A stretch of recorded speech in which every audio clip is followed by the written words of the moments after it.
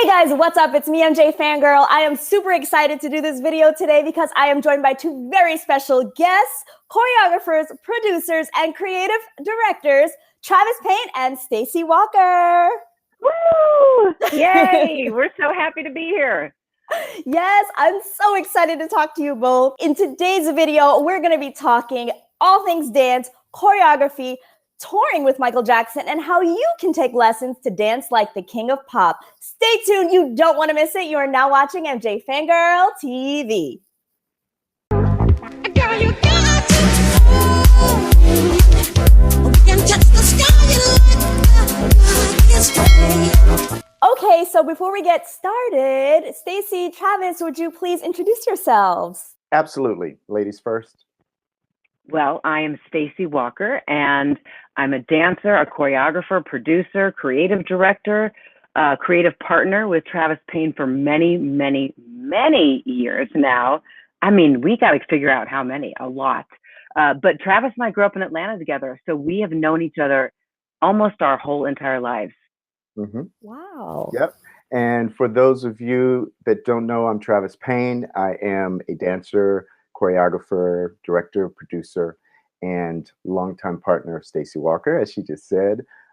And we both hail from Atlanta, Georgia, and have worked very closely with the King of Pop for many years. And so pleased to be here with you all today. And you, MJ Fangirl, such a pleasure to finally meet you. We've been best friends on Instagram. So it's wonderful and a long time coming. Yes, for sure. I'm super excited. I was just saying, thank you both again. Growing up as a Michael Jackson fan and seeing your work growing up for so many years and now being able to talk to you, it's a great honor. Thank you. It's our honor to talk to you, honestly. Oh, yay. Yeah. Okay, so let's just get on into the questions. When did you both start working with Michael Jackson?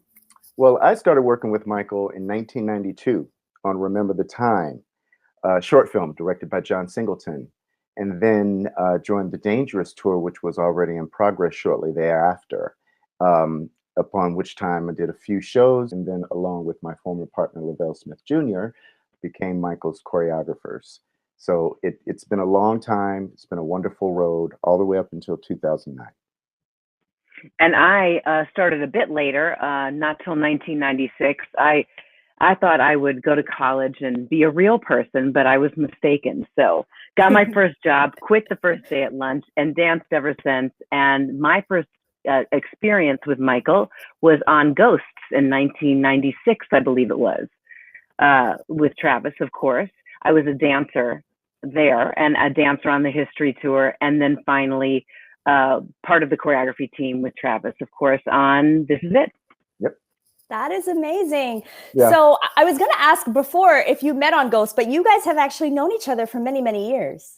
Yeah, both being from Atlanta. We did jobs together growing up as kids, and then were reintroduced through a common acquaintance, but as a result of a Michael Jackson project.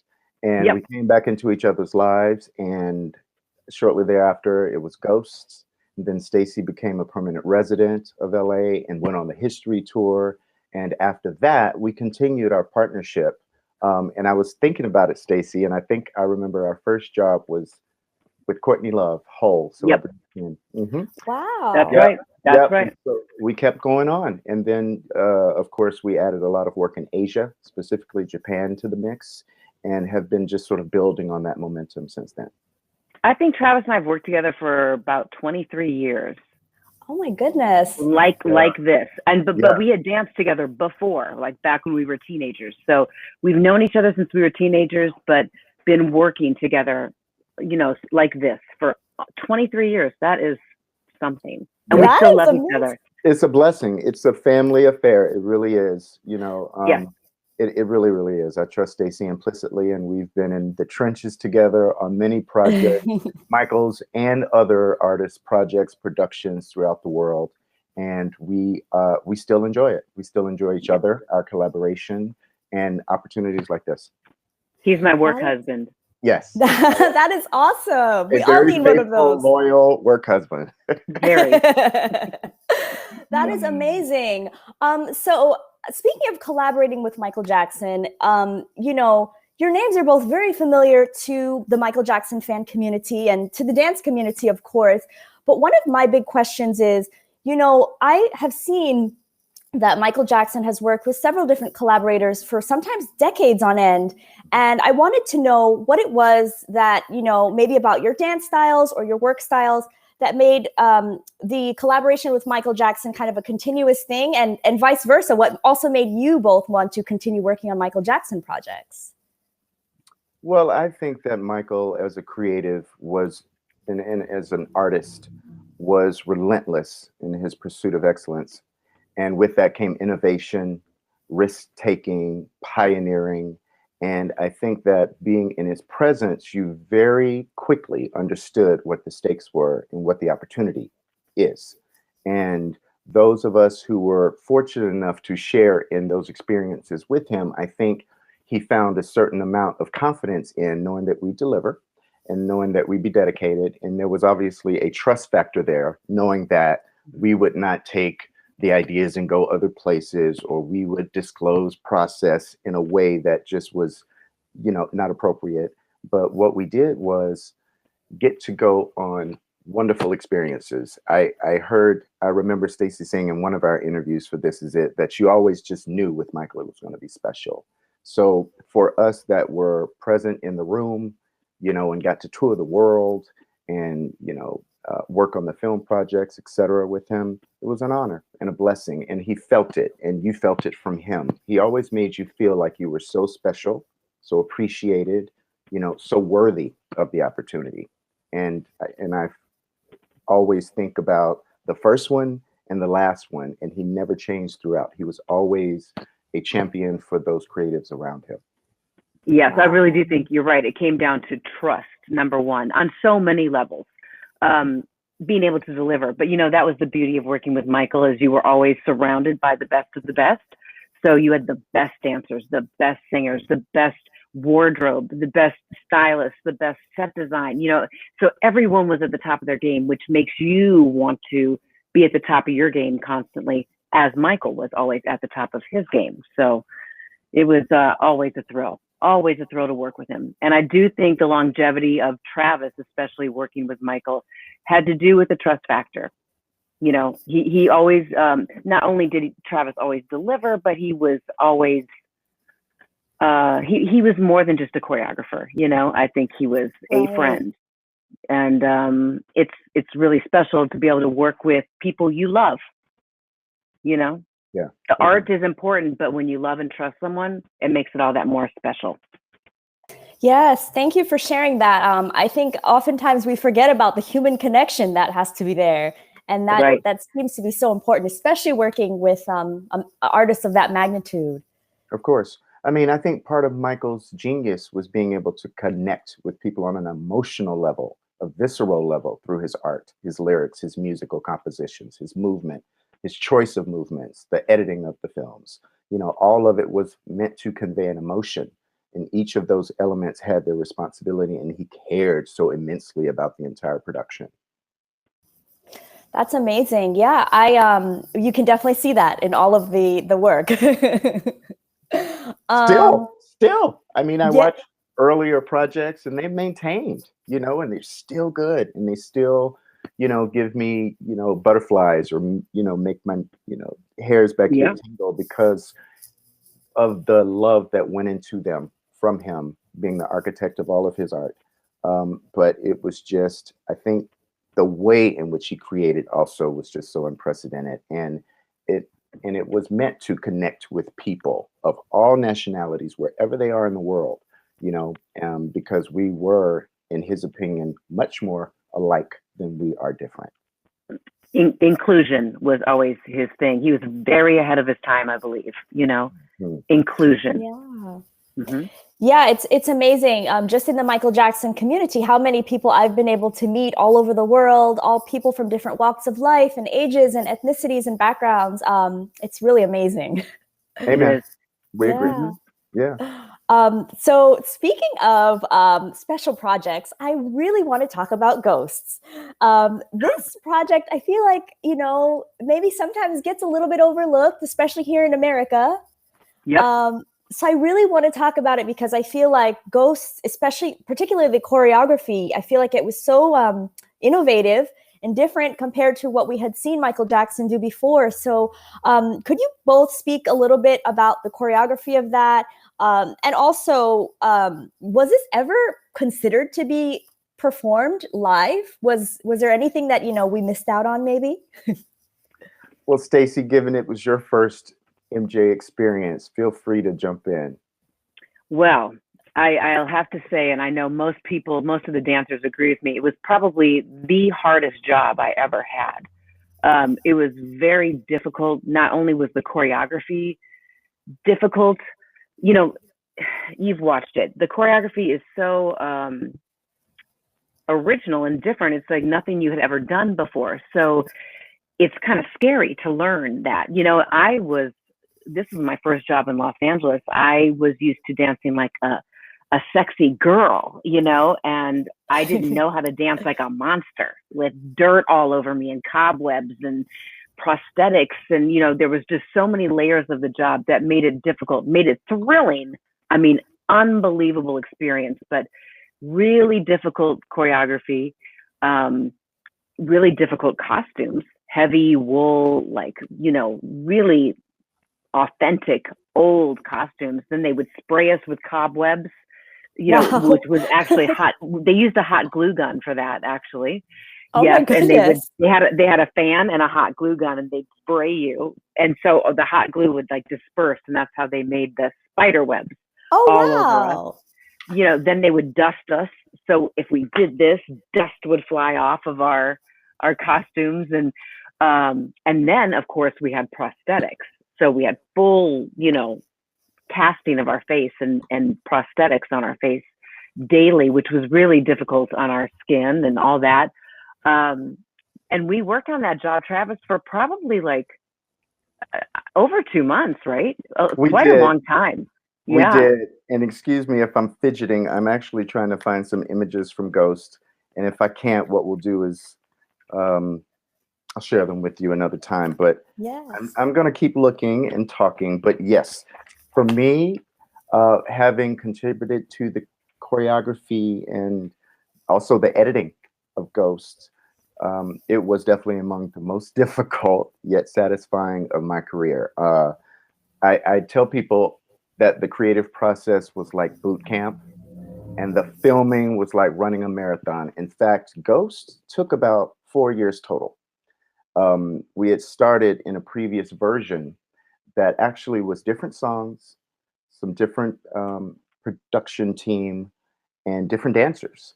And we'd actually rehearsed and started to film bits of it. But then Michael decided that he wanted to take a pause because, in his opinion, he knew that the technology would be getting better. And the technology that was available to us at the time didn't really allow him to realize the full idea that he had. So he made the creative decision to wait and delay production until the technology actually caught up to the idea. So some of the special effects that you see in the film were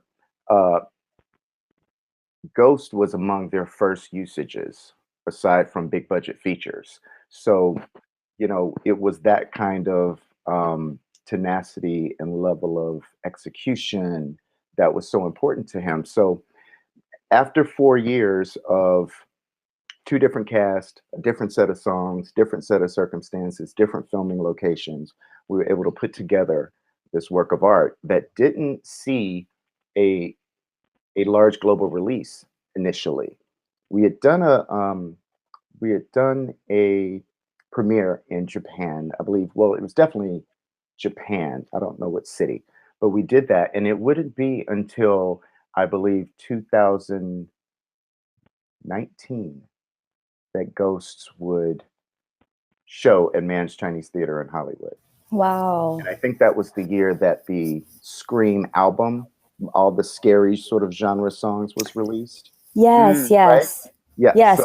Yes. So in collaboration with that, Ghosts was released, as well as, I believe, Thriller in 3D. Yes, which I loved. Yeah, so we had to wait a long time for Ghost. It was a labor of love. I actually remember so many great moments from that. And it was filmmaking. Stan Winston was at the helm. You know, Michael was so invested in every aspect of it. We literally had the ability to modify the music in real time on set while filming. It was just like a creative playground where we got satisfied in so many ways. More special effects in Ghosts than in Jurassic Park. Wow. Right? Yeah, and Stan Winston did both. He was the director of, or even I'm sure Michael was also the director.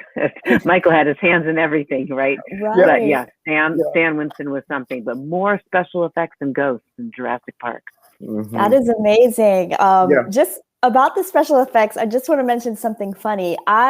Until like, this is kind of embarrassing, but not too long ago did I realize that the mayor was actually Michael Jackson. Like, It was too good. I never knew until I was like late into my fandom, like decades later. Wow. The mayor, so the mayor, the ghoul, the super ghoul, you know. Yeah. And I was just going to say, one of the funniest things I remember from that filming was Michael directing as the mayor. Yes. Really? Directing like us in costume. scene. Yes, he would film something, but then he would, if he's not on camera, he was directing us along with Stan, and just being able to take direction from Michael as the mayor was an absolute unique experience. That must have been pretty hilarious. As well as seeing him on Debbie Rowe's motorcycle, as you know, riding on the back of the motorcycle as the mayor around the parking lot of the Van Nuys Airport, which is where we were filming. That was funny. I mean, it was pretty funny. We were all, you know, everybody was in prosthetics, so it was it was kind of funny when you were just hanging out or eating lunch, you know, just a bunch of monsters and ghouls and ghosts, you know, eating lunch, just talking. That is too funny. Mm-hmm. Do either of you still have your costume from Ghosts? Did you get to keep any of that? She does. We don't have the costumes, but I actually have my prosthetic. Wow. Okay. Which I could pull down and show you. It's pretty much disintegrated into dust, but I still have it. If you want me to get it, I can go get it. Oh my gosh, I would love to see that if it's not too far. I'm gonna go get it right now. Travis, carry on. While you do that, I'll tell you that, you know, the costumes themselves were works of art that took us hours to get into and out of. In fact, I was the count, so we got a chance to really develop our costumes. That kind of stuff doesn't happen in films, even sometimes big budget features. You know, we really got to have our personalities come through in the costuming as well. You know, we were included in that decision making, which made the characters, you know, that much more realized, you know, and dimensional as much as we could be. You know, we rehearsed in costume. You know, we had fitting after fitting. We had costume tests to make sure what would happen in different conditions, you know, because there was a lot of harness work as well. So, and we were in them for hours, you know, sometimes it could take up to 3 hours to get into character and 1 to 2 hours to get out of character. And personally, I got dressed 40 days and undressed 40 nights, like Billie Jean. I want to tell you that. You know, I love my factoids. Yeah, but, that is awesome. It was 40 days and 40 nights. And it was, like I say, a labor of love, you know, because full prosthetic, which you got fitted for, then the airbrushing of that prosthetic, then the hair, then the wigs, then the cobwebs, then the dust. You know? Look at that.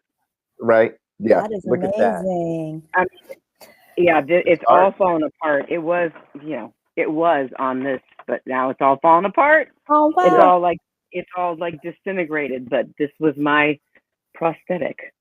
How long did that? Sorry if you already said this. How long did that take per day to prepare in the mornings? I think roughly it would take it could take about 2 hours to get it on. Okay. And then there was I had airbrushing as well, like around it, and all, so there was a lot that went into getting it on. To get it off probably was more like 30 minutes. Okay. But getting it off kind of hurt. I mean, it was, you know, because it's all glued on so that, you know, when you move your face, it moves with you, and it's it was difficult. Travis had a tough time with that too. I did. And then Yeah. that glue, it's like spirit gum. So Right. it's a very it's a high grade adhesive, you know, pretty much industry standard, especially in special effects. But those of us with sensitive skin really had adverse reactions to it. You know, so despite having problematic issues with the reaction to it, there was still the necessity to get dressed every day because of continuity. So once it was, you know, once we were established, we had to get dressed the same way. So they were very, they cared about that. So they figured out a way to put what looked to me like a mousse, like some type of mousse between my skin and the adhesive before putting on the mask. And that helped a bit. But having to get a full face plus the wig, you know, it was just a lot. You know, and I remember having just sort of these huge red scars and all of that stuff. But Michael was so thoughtful, even after filming, you know, he made sure I had dermatology appointments to help correct it. Wow, that's amazing. You know, it's just so interesting to hear you talk about all that went into it. Oh, yeah. People don't know. I mean, Ghost really is a work of art. It's a feature film. I mean, SAG jurisdiction, you know, so the dancers made royalties, you know, so it was it was the height of, you know, that type of content creation. I mean, people don't really know, but Michael made a point by just the statement, I have never made a video. We use film or, you know, in later years, digital. He's never recorded anything on videotape, you know, so by definition, we are already talking about a different level of production, you know, and detail. You know, these things were mastered and, you know, had, you know, Nicholas Pike orchestration and sound design and, you know, sonic perfection and full mastery, you know, and people don't do that for music videos. It's just not financially feasible for most artists. But a lot of times people don't, they look at what I knew Michael Jackson to do was what he did was art and the commerce followed it. Yes. Any performers lead with the commerce. So the art may fail to impress because they are focused on the wrong part of it, you know, but I believe like Michael did that if you just did the best work and it was you know, the best it could be, the accolades and the finance or whatever, you know, the end goal will come as a result of the hard work. And part of that was he always, more than any other artist that I ever knew, allowed the time to create. So, you know, most music videos would rehearse for, oh gosh, a week was a long time. Well, I mean, I think we rehearsed for probably 6 weeks. Wow. You know, I mean, and really probably more like a month. But before that, we had even a skeleton crew that was just in there trying out different ideas. So, you know, he really allows things he allows for creation to happen, you know, because a lot of times when we're on a job, we have a time frame. So we've got to do what we can do in those 2 days before we shoot on Wednesday. You know, like it's just really quick. But with Michael, you know, you could create something this week and next week come back and put another layer on it. And the next week come back and put another layer on it. So it just continued to get better and better and better.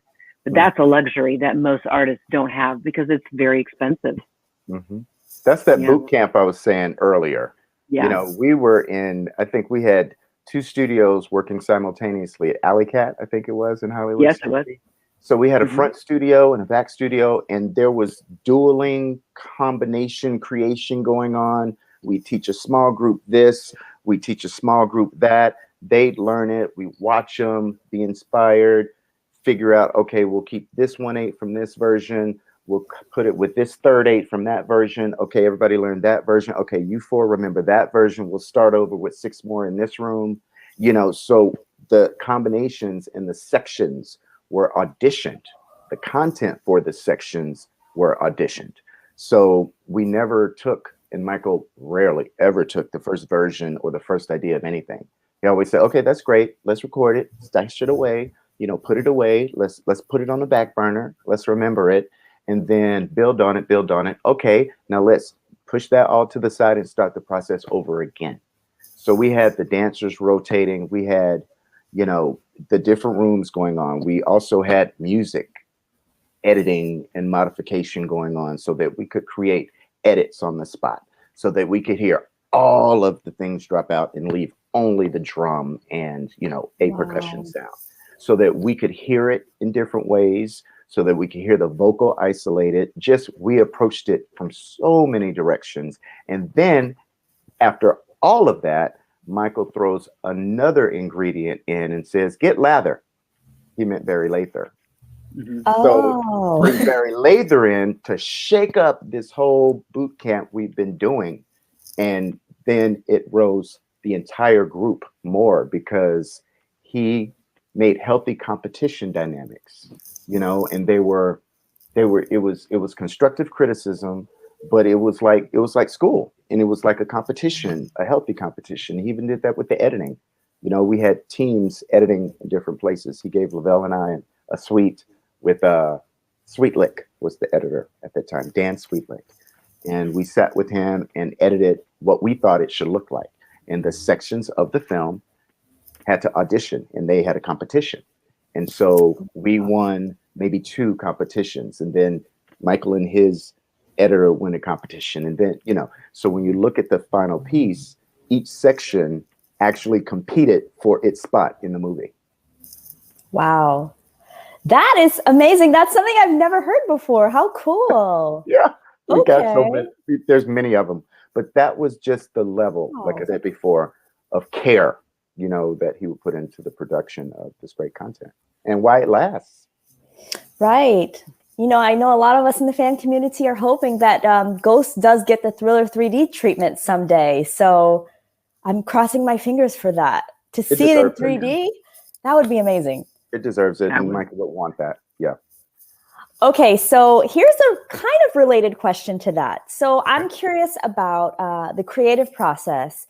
So for songs like, for example, Dangerous, let's say, for a song like that, when that's taken to be used for a live performance, are you kind of using the already like album track that already exists and then choreographing to that? Or are you sort of given by Michael or whoever else a track that has all the sound effects and the pauses and all the different clips, and then you create the dance to that? Like, how does that work?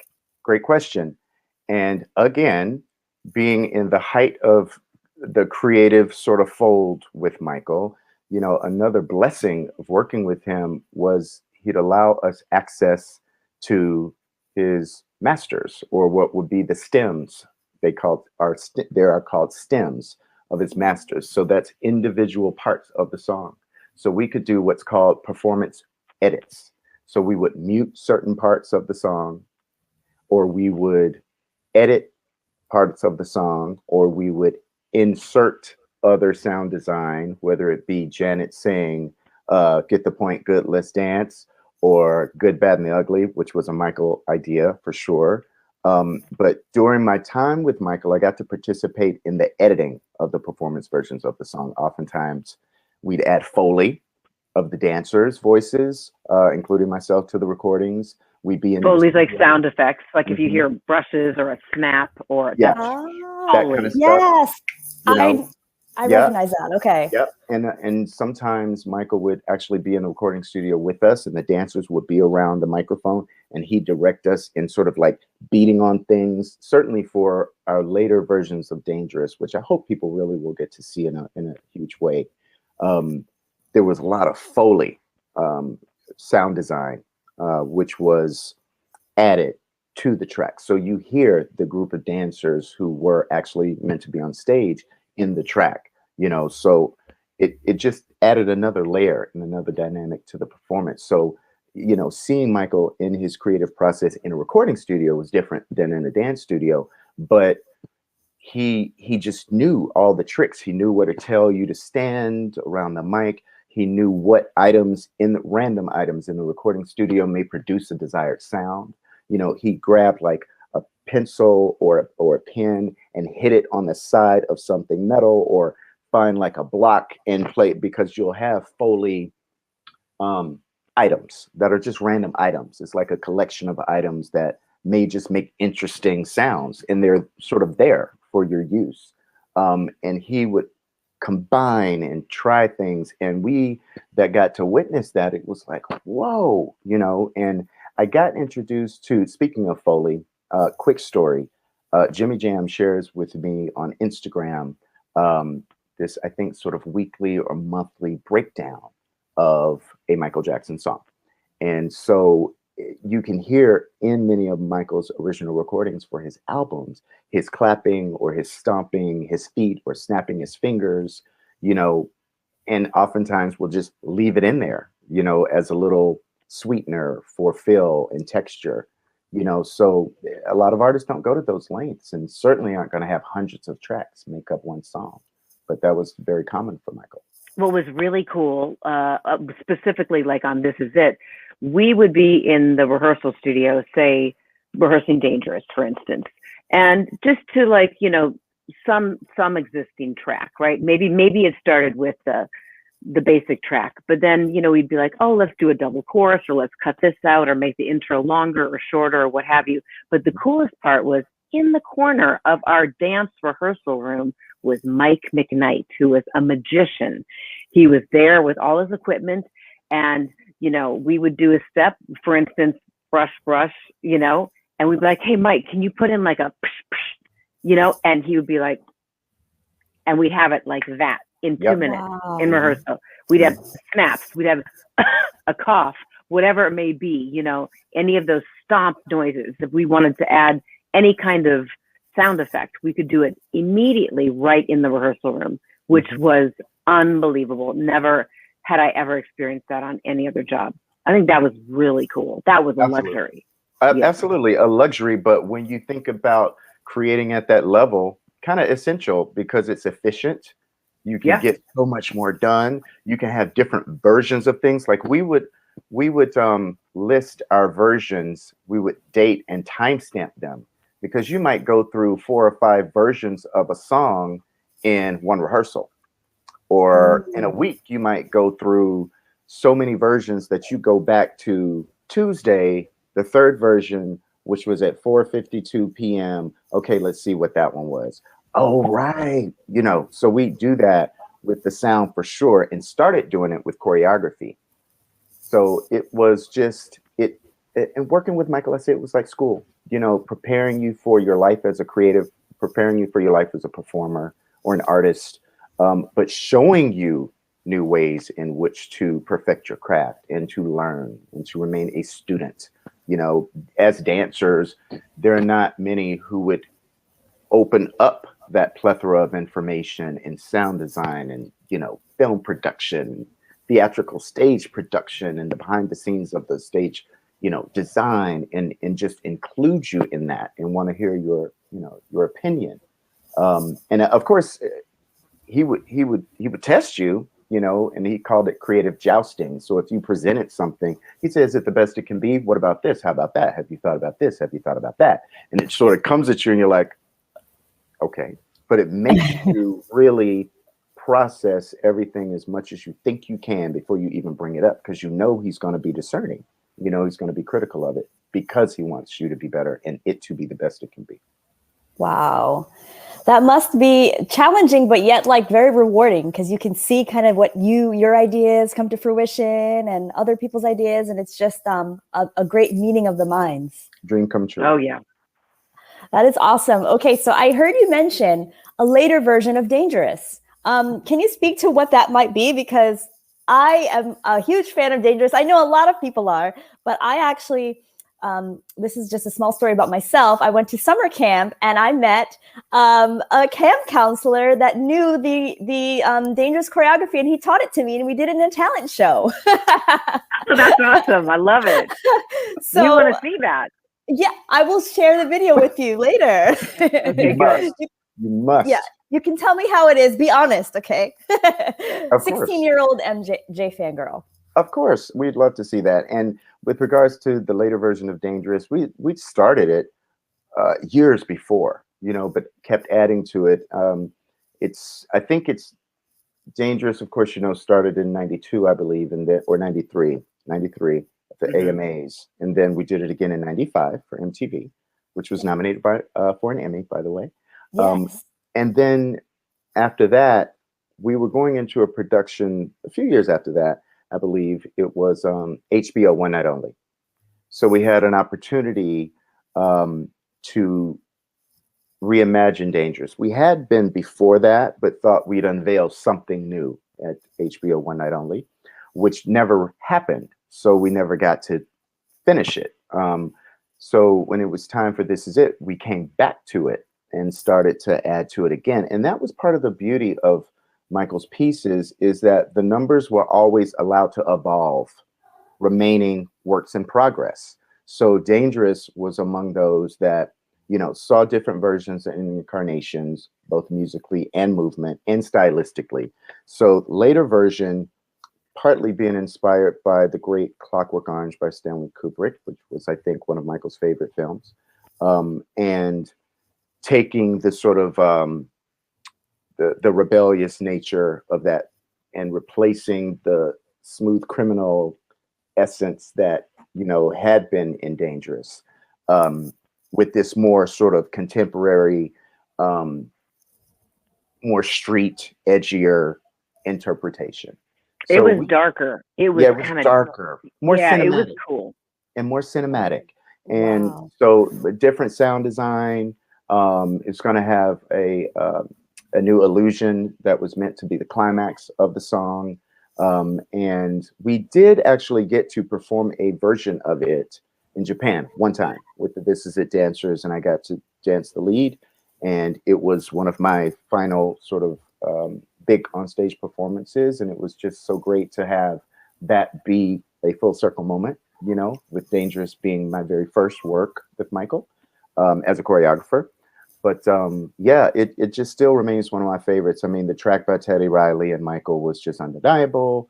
And I think that one day we will do Dangerous in a way, and maybe in one of our classes, but it deserves to continue to grow and be learned, you know, for generations. Yeah, you know, Travis, really, when you think about it, I mean, Dangerous is sort of a phenomenon in the Michael world, because if I remember correctly, you know, there were many times where we thought, oh, it'd be fun to like twist this number or do something really different. You know how Madonna did, like with Vogue, how she did the Renaissance version, or she did different versions of Vogue, like the same choreography but different looks. There's your kitty. Hi, kitty. Yeah. It's hanging out now.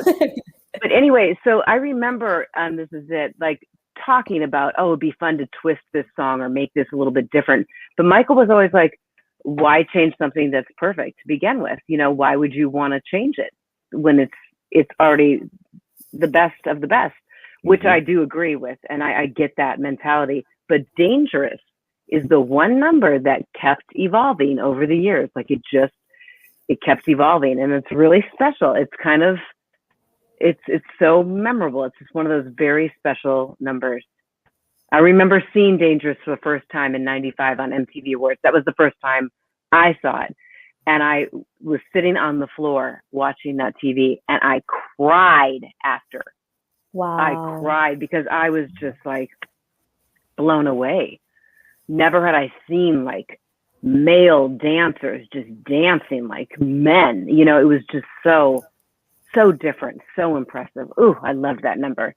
Yes, and I do hope one day people will get to see that sort of final This Is It version, because it was cool. It was very different, very different. Same choreography, but different. Yeah, you know, twisted. I think in terms of how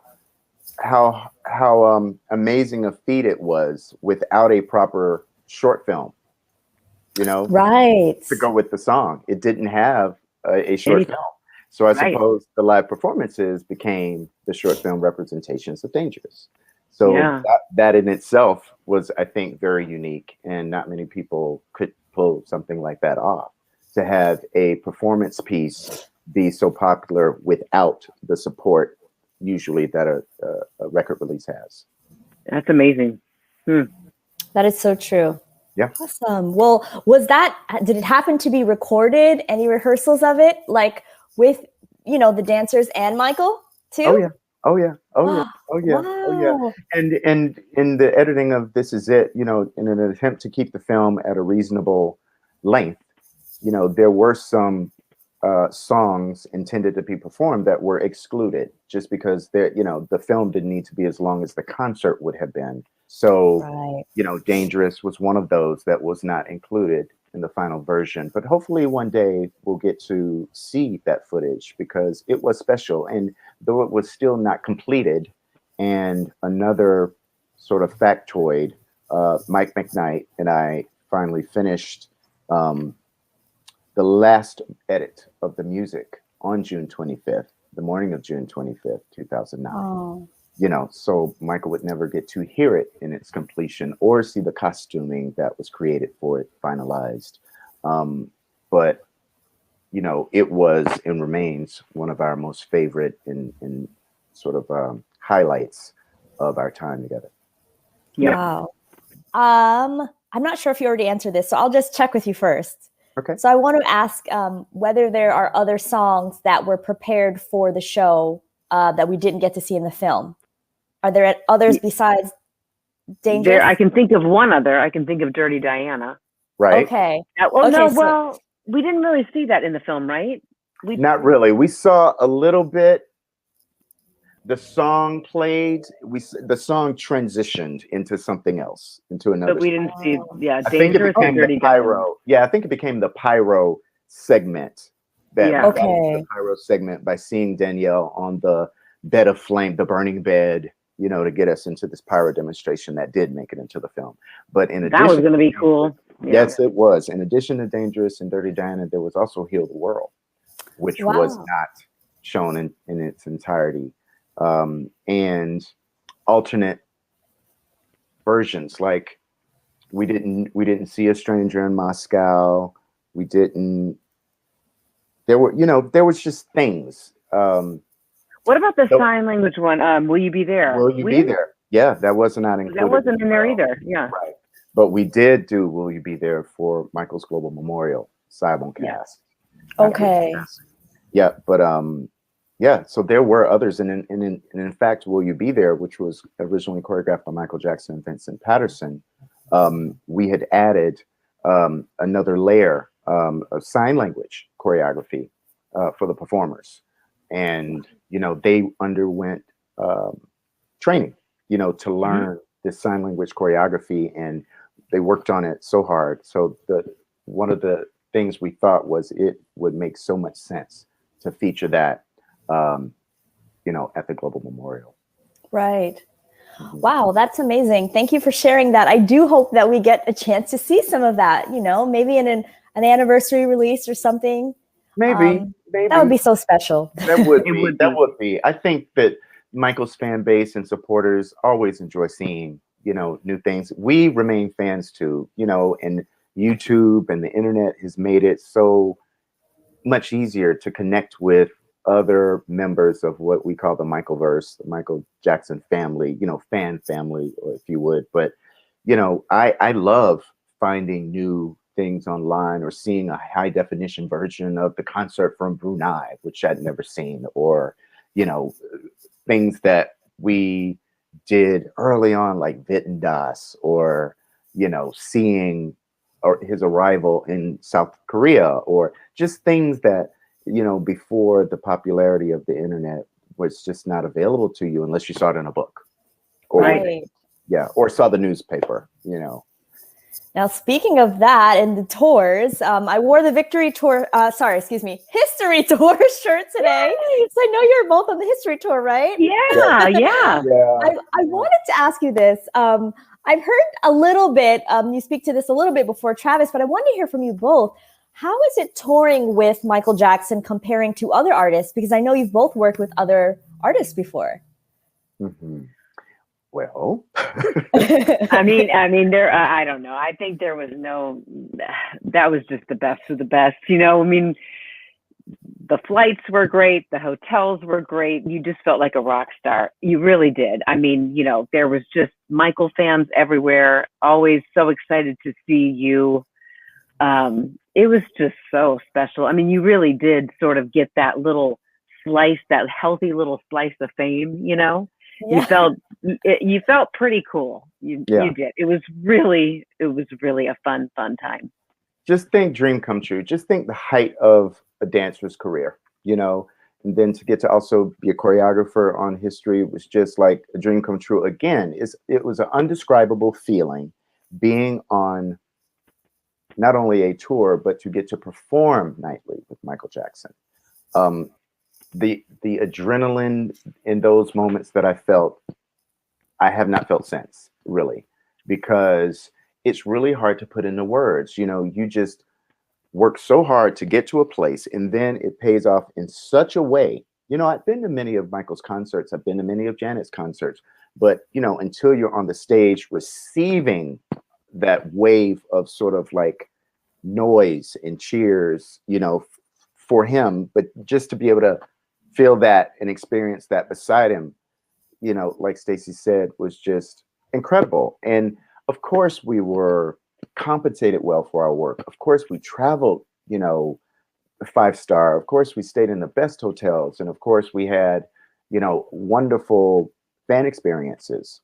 You know, there were so many families who were just great. You know, we'd see them in town if you were walking, because people would know when the show was in town. And at that time, I had white hair and dreadlocks, and, you know, so it was kind of hard to miss us. You know? But people were always so gracious and always so loving, and always loved Michael so much. Everywhere we went. And oh yeah, it was so everywhere. cool. I can remember going to meeting people, you know, just meeting people in Ireland or wherever we were, and actually being invited to go to dinner at their house, and going to their house and having dinner with people we would meet there. You know, it was so cool. And something I wanted to say about the feeling, Travis, it's hard to put into words. Yep. I remember my first show in Germany, and I was backstage. You know, after you've done it for a while, it's just like a job. You're like, you know, it's just normal, whatever. So, you know, whatever. And, you know, the band started playing and the lights started going, and the fans just started screaming. I mean, screaming. And I was just standing in the wings, and all of a sudden tears are just dripping down my face, because I'm just so taken aback by, what am I doing here? Like, how did I get here? You know what I mean? It's mind blowing. In fact, still to this day, I'll see pictures of me and Michael, and I'll think, wow, that is so cool. That girl got to do that.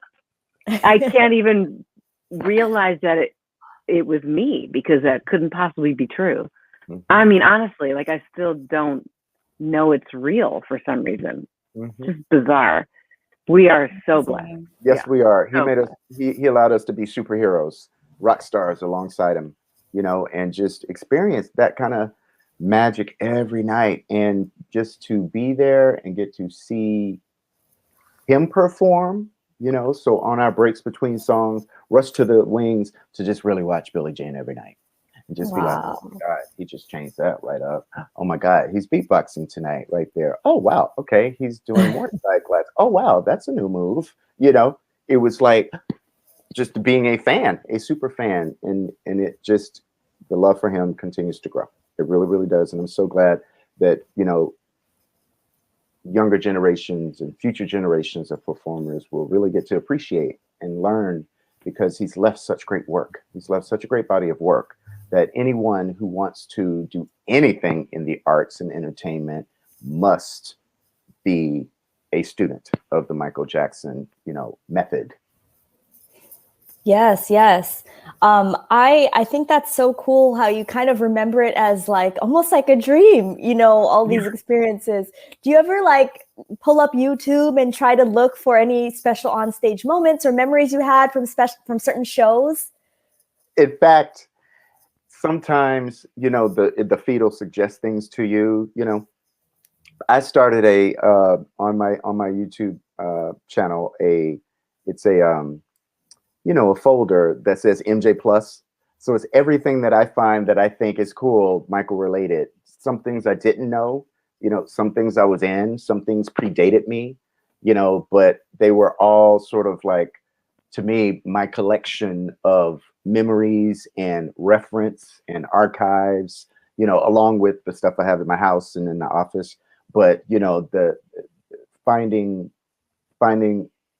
versions of things on the internet that were like, wow, where did that come from? Who captured that? And why have we not seen it until this time? And then the people who get to release the HD content, that makes me very happy too, because that means people are really, up-resing the content so that it looks even better. And I think that that's great. And you don't see that happen to a lot of artists' work. Most times it remains in its original version and quality, but Michael's content seems to find its way into up-resing and HD versions. Speaking of live performances, I just wonder, are there any songs, Michael Jackson songs, that you wish had been a part of the live stage show, or that you wish that you had been just a part of that that dancing performing team? Ooh. Go ahead. I can't really think of any, honestly, because that's an interesting question, because I don't know if the ones that we actually did live became my favorites because we did them, or if, you know what I mean? I don't, right. I didn't miss any. I mean, I thought, especially on This Is It, that roster of songs, that lineup of songs really came from the fans. They got to choose those songs.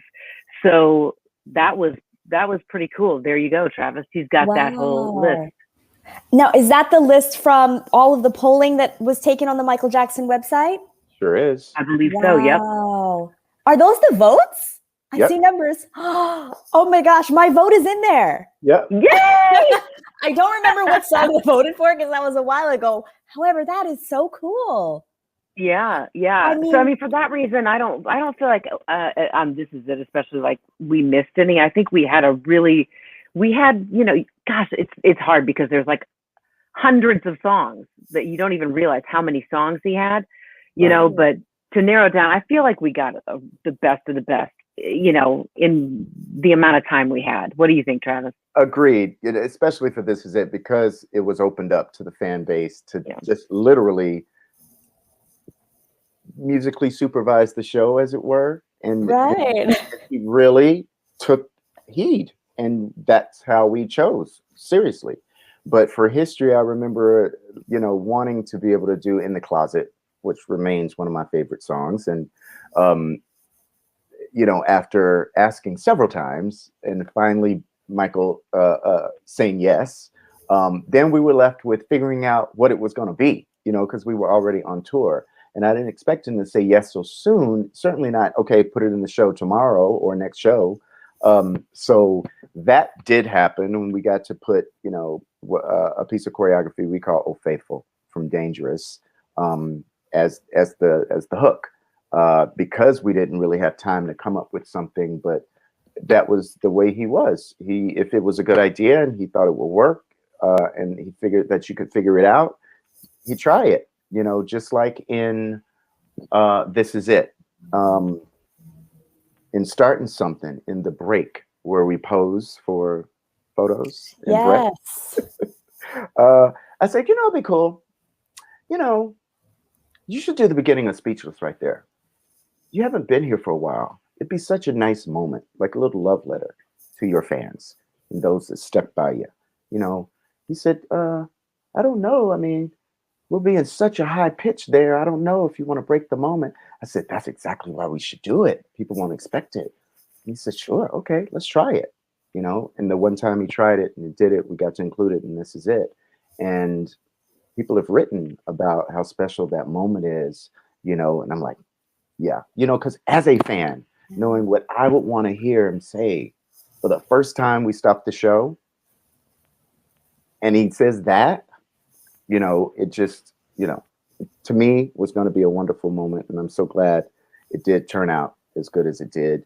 But I would have loved to be in Thriller, the film. I would have loved it. Michael Peters remains one of my heroes. It would have been so great to have been, one of the monsters in Thriller.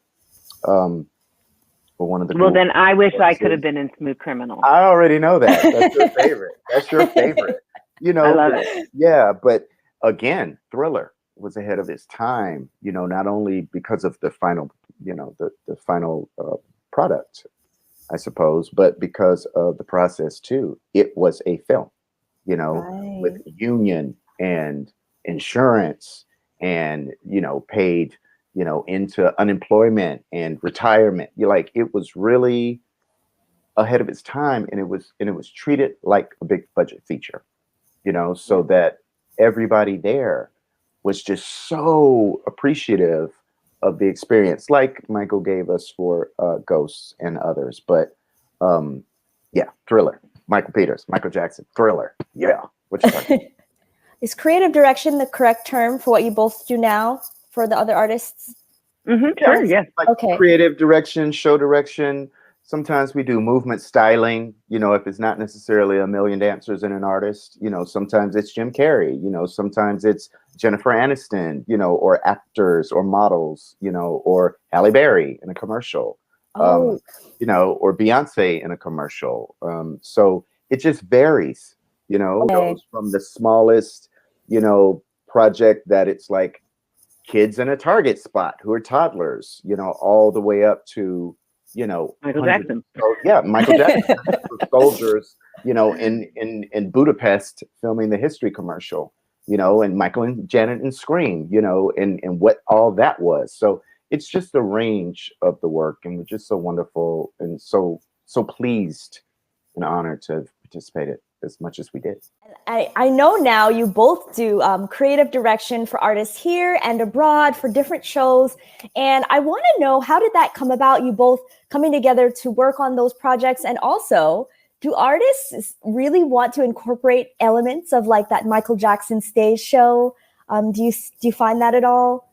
Oh, of course.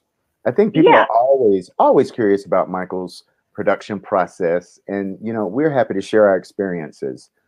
To continue to share our experience, to educate younger artists and their teams.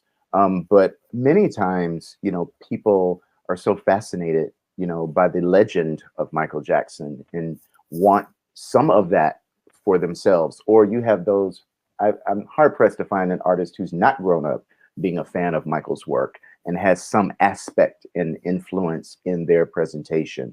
The Ushers, the Janets, the Beyoncés, the Justin Timberlakes of the world and beyond.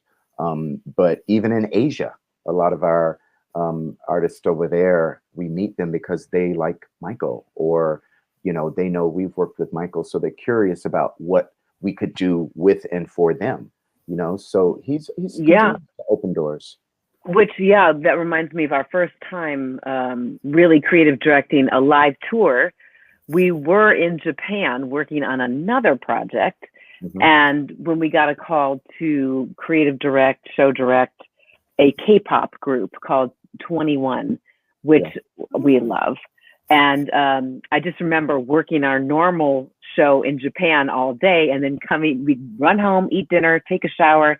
I'd be in my robe. I'd run down to Travis's room, and then we'd sit there all night writing the show, working on this K-pop tour. And that was our first time really like creative directing an entire tour like that. And that was fun. And then just before the pandemic, weirdly enough, full circle, we were about to creative direct CL, who was the lead singer of 21 in Coachella. Right. But of course, then the pandemic happened and everything, got canceled. But so isn't that interesting? That was kind of the first, and then our last, as of up until this point, anyway. Right. Yeah. But other things come up, and from our dance careers into choreography careers, it's just a natural progression to then get into show direction and film direction, because all of our shows that we've directed, we also direct the content. So whatever's in the video, whatever are the scenic elements, a lot of times, especially if the budget permits, artists like G Dragon or 21 or Jolyn Tsai will allow us to direct short films that go between the sections of the shows or serve as backgrounds for the numbers. And so that's now mixed media, and then when we get into the motion capture aspect of things or the animation aspects of things, it's all extensions of storytelling, which for us started through movement. So like people who have come before us, like Bob Fosse and Debbie Allen and Kenny Ortega and, Gene Kelly, and, we have continue to build on our creativity and our artistry. And now that involves cameras, and that emotion that we strive to find that, you see in Michael's great work. Because like we said before, the combination of the music and the visuals creates a desired emotion or effect. So getting to now be in all of these different arenas at the same time is that much more fulfilling in the total package and picture that we wish to portray. So now to the very exciting part for all of us MJ fans and dancers alike. Can you please tell us about these new classes that you're offering? I know they've been going on for a little bit, but tell us like how this all came about and about the classes. This is the silver lining to the pandemic, in my opinion. Travis and I never really taught. We really didn't. And honestly, when the pandemic happened and our industry absolutely shut down, we had nothing to do and we needed to figure out how we were going to move forward. And I just remember, Travis, thinking back to the audition for This Is It and how many people loved that audition. The dancers, we got so many comments from those dancers just saying how special it was, how cool it was to like actually learn this choreography. They were just so happy to be there, whether they got the job or not. It was just so special to learn the choreography. Yeah. And I think because of that, we thought, let's try to share this choreography with people online. And so that's where we sort of began. And we started actually teaching the actual audition for This Is It. That was our first class. And it was really cool. People loved it. Like they got to learn the actual audition, and do it. And it was really cool. And then they loved it. So next month we did drill. And then the next month we did They Don't Really Care About Us and jam and, it dangerous. It went on and on and on. So and we drill. just continued. You said drill? Drill, yeah. Drill? Yeah, we did drill too. But the thing is that we are so fortunate that Michael's work, our work, continues to be enjoyed by generations. So, our goal remains to inspire and engage with as many students as we can. The pandemic gave us time, as Stacey said, to really focus on doing that. And it has been definitely inspiring because like I told you in the beginning, it goes, inspiration goes both ways. We go into situations where we are just as inspired, as those we are teaching or interviewing or whatever it is. So, Michael definitely gives us that opportunity, to connect with people in such an organic and wonderful way through this great art. And, so we've just continued to do it, because especially after This Is It, we became a bit historian, a bit archivist, and a bit educator, so it's our job, as Michael would say, to pass on the information, to get to inspire others, to inspire generations of performers like we have been inspired, study the greats to be great, and those kind of sentiments, always surrounded the creative process. So we're just very happy that there's an interest, and that it's fulfilling, and that, we get such nice messages from people, especially our students in the classes. I hope you'll join us, that really get a lot out of the experience, so it's more than just learning a dance. There's story behind it, there's process behind it, there's psychology behind a lot of the choices. We get to elaborate on that in our sessions and talk about behind the scenes experiences too. So it's been a wonderful learning and sharing experience this whole time. It's been cool. Did that for us. That's the one thing it did for us. Yeah, it's been really cool because in our classes, we have incredible dancers that are just professional level. And then we have dancers that just dance for fun and love Michael and just want to be there and soak it up. People are there for all different reasons. Right now, obviously, we're doing it by Zoom. So some people, if they're not comfortable, they just turn off their video and we don't even have to look at them if they don't want. Or some people, want the feedback and they want us to watch them. So it's really been nice to just share the information with yet another generation. Amen. Yeah, That is and so awesome.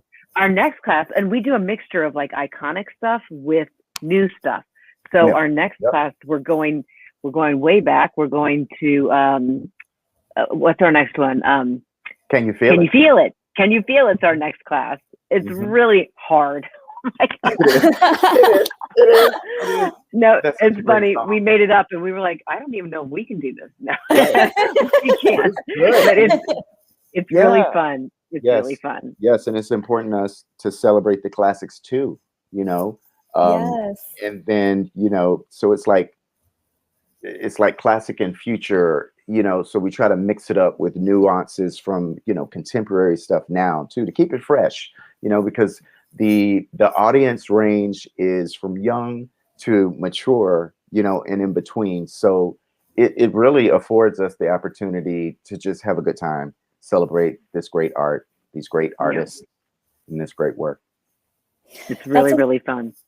Yeah, it sounds like a lot of fun, and I'm really glad to hear. I'm sure the audience is glad to hear too. Any dancer, beginner, even if they've never danced before, like they have an opportunity to join your classes, and I think that's really amazing that you're offering, you know, that kind of one-on-one lesson. Mm-hmm. Yeah, Like and if it's small group something, lesson, I should say. if it's something that your fans are interested in, they can go to either one of our pages and click on the link tree, and there's always a list of what's going on with us. And we have another actually really exciting project coming up too in May for our European friends who love Michael. Yep. We're starting a web series called Remembering MJ, and it's super fun. We basically have about 15 episodes, I think, if I'm not mistaken, interviewing 31 people that have worked with Michael at, you know, the height of their careers. We've got musicians, dancers, choreographers, singers, wardrobe, set designers, directors.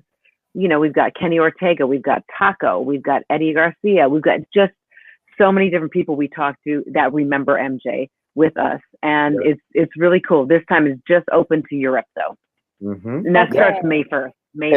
And the thing is, we really break down the projects, you know, from the music, you know, to the wardrobe, to the set design, to the choreography creation, to the performance, to the rehearsal process, to the filming process, you know, and of course, and this is it, you know, inevitably what happened in June of 2009, you know, but we really go in depth, and we remain students too. I mean, in the experience of filming Remembering MJ, we learned new facts and heard from, you know, the singers that how they got there. You know, Brad Buxer, how did you really meet Michael Jackson? Kenny Ortega, what was your first conversation with Michael? You know, like getting to go in here, you know, firsthand their stories and share ours as well, and just be like, whoa. It reminds you, you know, how great this man was and how many people he inspired and gave wonderful, you know, once in a lifetime opportunities to. Wow. Okay, so I have one last question for you both. The question is, what would your advice be if there's an up-and-coming dancer out there who really wants to dance like Michael Jackson or like one of the performers in the Michael Jackson stage show? What would your advice be? What's the secret? Is there a secret? My gosh, is there a secret? You know what? I don't think there's a how-to list. I think that it's just something special that someone has on their inside. You know, I know Michael was always he just always fell in love with those dancers who loved to dance. I can remember him saying, ooh, he loves to dance. Or, you know, he could just tell those dancers that love to dance. And they just had this it factor, you know, and it's kind of unteachable. I believe it is unteachable. I think it's just something that there's so many brilliant dancers who are beautiful technicians, but few have really that coming out of them, you know, that the acting, the magic, right? It's kind of unteachable. Wow. Yeah, it's an X factor. And some dancers who have the ability to connect to the content in a way and really understand the reasonings and understand what they're doing and be able to, you know, display the ideas in a way that you feel it. You know it when you see it. You know, Chris Grant has it. You know, all of our performers have it. You know, and it's a thing that it's like Stacey said, it's unteachable, but you can study. You can study the greats to be great. You know, I think any young dancer or any dancer needs to know more than one lane. So that means get your ballet classes, your jazz classes, your African, your hip hop, your funk, you know, your tribal, whatever it is you want. Just experience things so that you as an individual have a repertoire that can take you places. You know, study the nuances of Michael, understand all that.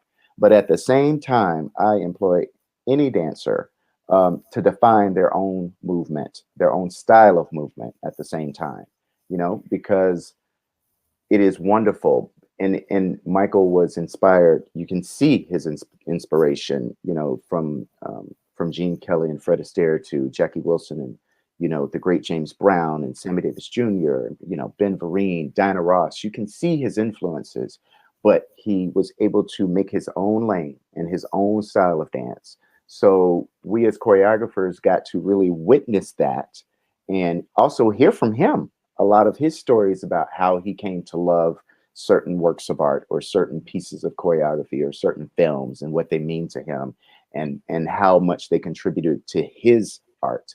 And so that's what I would say. Just be well-rounded, educate yourself. The information's at your fingertips now. You can watch a performance of James Brown from 1963. You can watch Diana Ross in Central Park. You can watch, you know, Sting. You can watch The Police, Rolling Stones, Prince, you know, early Madonna, Paula Abdul, Janet. You can watch all of these things in the same hour, at the same sitting. So I think that dancers these days have it good in that regard, but because dance has become so immensely popular on TV and in films, it's a hard road, you know, and you have to be made for it. You have to be built for it, especially. I think this, it's a fine line of, you know, dancers have to be able to take directions and do things specifically as they're choreographed, yet at the same time bringing their own authenticity to the table. You know, there still has to be a part of you that's really special in that choreography, but you still have to blend in with the dancers and do it exactly as asked to do. So it's a marriage of being authentic and being yourself mixed with not standing out and doing what you're told. You know, it's a real balancing act. It really is. And being able to judge that, being able to judge the degree in which you're contributing to the piece too. You know, it's different if you're in a corps of dancers and you're meant to all look exactly the same than if you're in starting something and you should feel different and have rock star moments, and knowing when to go in and out of those different headspaces and, you know, be a team player. And especially if you're touring, you know, to be able to travel, people need to want to be around you. People need to want to, you know, need to be able to remember you and know that they had such a great experience with you. You pulled it off. You know, you were on time. You knew what was going on. You stayed present. You stayed focused. You were really serious about your craft. You know, you took it seriously. You know, you were a professional. And it's an art. It's an art, not only the movement, but navigating the career. I think for any young dancer is going to be a test, and not many, you know, rise to the occasion, but those that do, I suppose, and know firsthand, feel a sense of fulfillment that, you know, is so hard to describe, but is just a blessing. And to have, you know, been in this industry for 33 years and counting, I think that, you know, where we're all going in the dance community is a good place. And we are all more connected now and are having more opportunities and being able to create opportunities for ourselves, you know, and opportunities like this and being interviewed by people like you help us connect and stay connected. So we appreciate that. We appreciate you. We appreciate all of your viewers, the Michaelverse, as we like to say. We thank Michael always and his family, his children, and all of his fans around the world. It's been our honor and our pleasure, you know, to work with the King of Pop as extensively as we did. And we hope you'll join us for our upcoming classes and our web series and all of our future projects in celebration of Michael Jackson. Yes, yes. So the next class is April 26th, right? Coming up really soon in a few days. I'm Travis. And I'm Stacey. Welcome back. This time we're doing Can You Feel It with a special surprise tag. Can you feel it? Can you? We can. Shall we try that with the music? Let's try it.